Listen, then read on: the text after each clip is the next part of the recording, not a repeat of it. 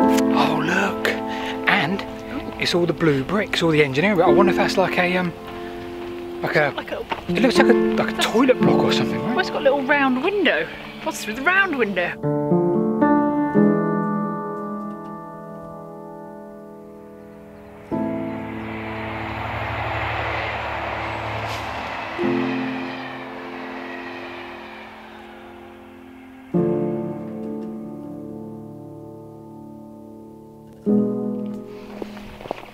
Good morning everybody, welcome to Sunny day. Every Disused Station number 37. We've made 37 Every Disused Station playlists, which is quite I say quite a lot, but it's not, considering we made grand scale. No, we made 170 videos and only 37 at Every Disused Station. Nevertheless, welcome to Every Disused Station number 37.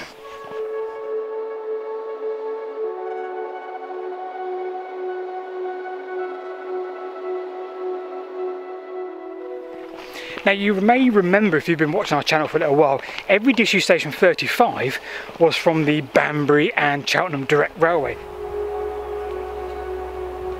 Today we're doing the eastern side.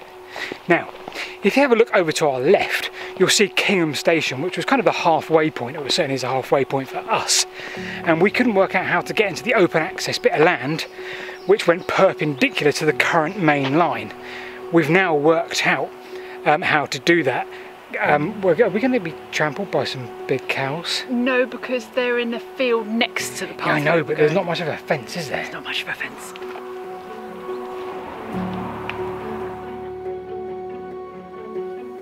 So this is Kingham Junction and marks the start of today's journey before we head west.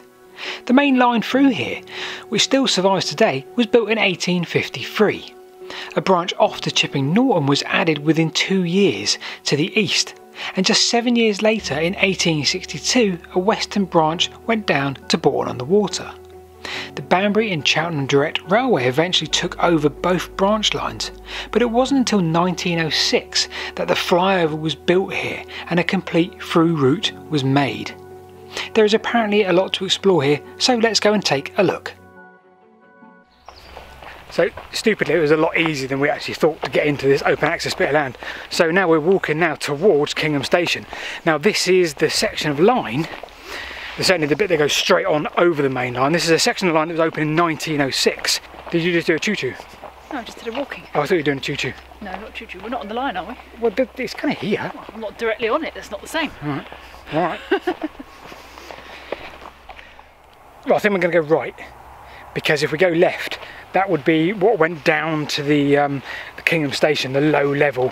This bit we're going to go on is a bit that goes up over the top.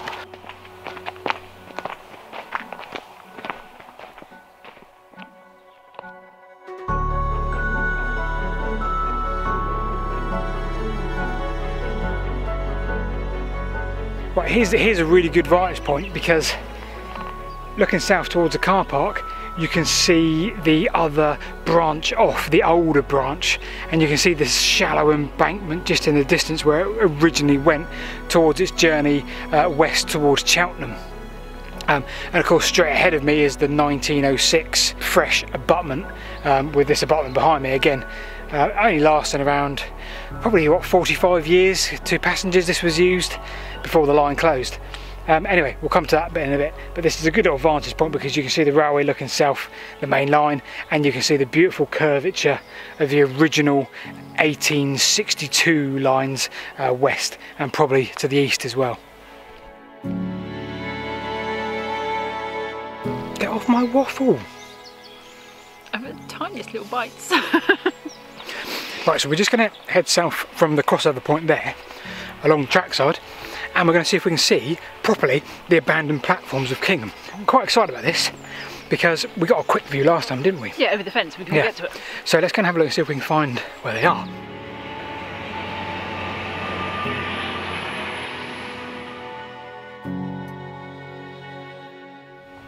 Oh look, and it's all the blue bricks, all the engineering. I wonder if that's like a it looks like a toilet block or something, right? Well, it's got a little round window.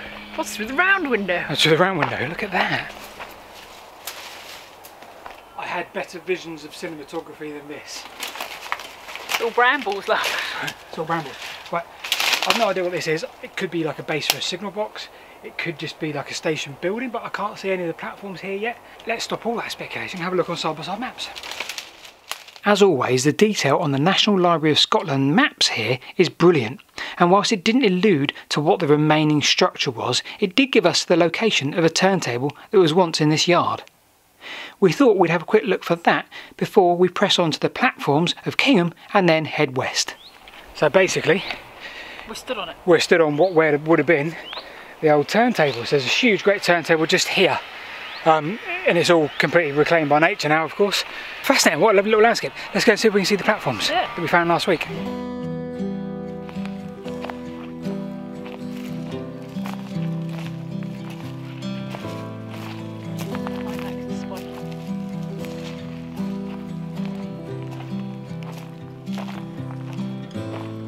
The abandoned platforms are through there. You can't get to them because it's all this high fence now, which is a shame because I thought it was all open access. But let's go on to the first proper station of the day. We're probably well halfway through the video now, aren't we? Yeah. Right, next station of the day is Stow-on-the-wold, very beautiful. Let's have an advert.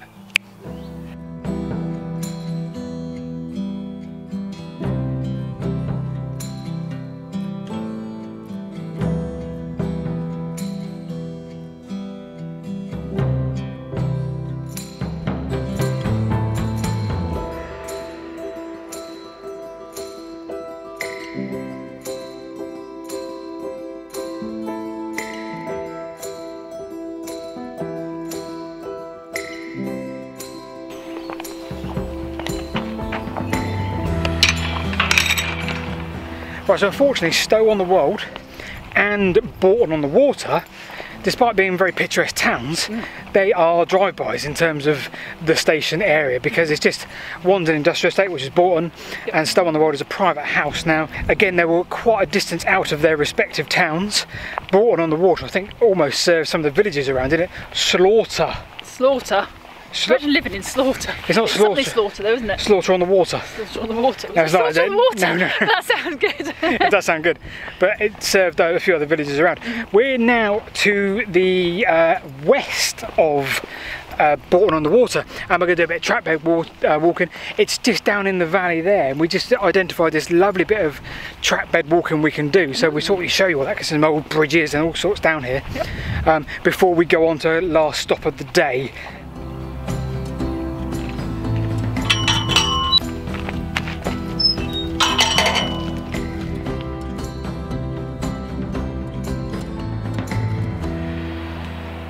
So I've just spotted, quite a way down the hill here, a huge culvert, like a monster culvert, deep water, looks amazing. Let's go and take a look. Really difficult trying to get a good shot of that with this camera because it's a tad overexposed because of all the light around it, but I'm going to get a lot closer, I'm afraid. Very beautiful. It's the age-old question, was the age-old dilemma that we have. So we'd come slightly off the beaten track to get a shot of the massive culvert just down there, and we now find ourselves on trackbed to get back onto the kind of public right of way, and we're actually on like the most well-trodden pathway you can imagine. You think it's a proper pathway? You think it's a proper pathway. Clearly people walk this all the time because it's very well trodden. In fact, here's the pathway now coming back onto here, but if you look that way, that's not an official pathway yet.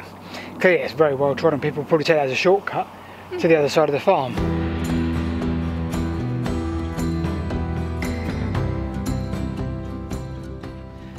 Oh, Are you getting excited again? yeah, could you hold that for me? Yeah. Oh, look. This is like a... Oh, look at this. Come join me. Look at that. Dry again. And let me just jump down, actually.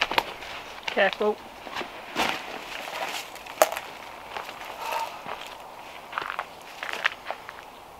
Old mattress if you want to have a little kip.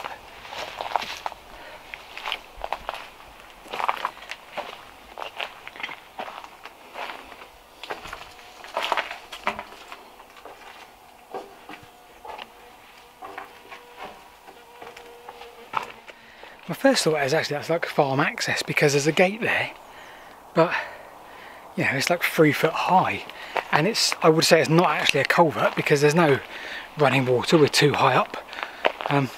So I've no idea, maybe it is farm access and it's just been filled in over time, not sure. Right, so we're on towards now the last station for us for the day, the third station, which is Notgrove, and it's on the section of track that was opened after I think 1881 thereabouts. Now Notgrove had big aspirations to be the local hub for all the agriculture in the area, but of course it never came to fruition. It'll be a drive-by for us because Notgrove is actually just a campsite.